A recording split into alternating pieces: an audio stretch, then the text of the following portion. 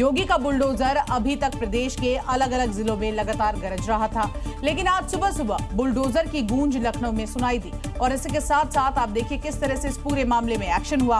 अवैध चैम्बर पर, दुकानों पर योगी की महाबली का ऑपरेशन 240 जैसे ही लॉन्च हुआ, पूरे इलाके में हड़कंप मच गया,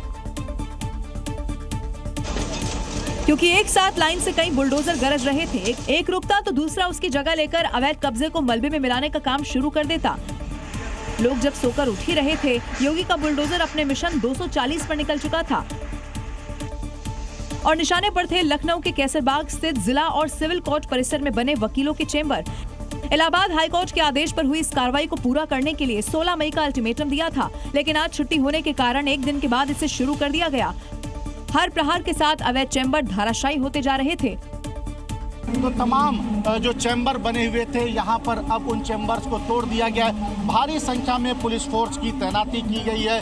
नगर निगम की टीम कई जेसीबी मशीनों और भारी पुलिस बल के साथ मौके पर पहुंची और डिमोलिशन शुरू किया गया। कार्रवाई शुरू होते ही विरोध भी होना शुरू हो गया, लेकिन जो अवैध है वो तो टूटेगा ही, फिर वो किसी माफिया ने किया हो या फिर वकीलों ने।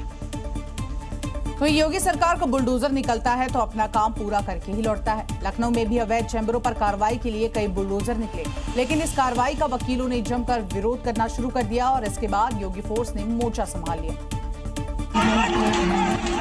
और विरोध कर रहे वकीलों को पहले बातचीत के जरिए समझाने की कोशिश की गई, लेकिन जब वकील नहीं माने तो पुलिस ने उन्हें खदेड़ना शुरू कर दिया। देखिए कैसे वकीलों पर पुलिस लाठियां बरसा रही है और वकील वहां से भागते हुए दिखाई दे रहे हैं।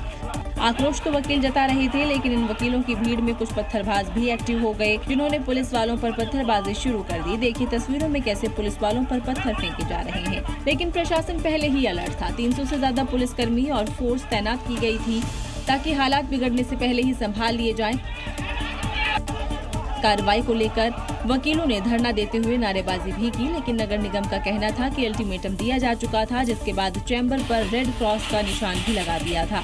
कुछ वकीलों ने अपने चैम्बर हटा लिए थे, लेकिन जो नहीं हटाए गए उन्हें बुलडोजर के जरिए हटाया गया। वहीं यूपी में बुलडोजर सिर्फ अवैध कब्जा नहीं हटाता है, बल्कि अपराधियों का भी पूरा हिसाब करता है। लखनऊ से कानपुर तक प्रशासन का बुलडोजर चला, जहां अवैध तरीके से बने निर्माण को पूरी तरह से ध्वस्त कर दिया गया। अपराधी हो या फिर कब्जादारी, उत्तर प्रदेश में बुलडोजर सबका हिसाब करता है। प्रशासन का बुलडोजर न सिर्फ अवैध निर्माण को मिट्टी में मिलाता है, इसके साथ ही शासन का मैसेज भी लाउड एंड क्लियर करता है। लखनऊ से कानपुर तक बुलडोजर दहाड़ इसी आदेश की क्लियर पिक्चर है।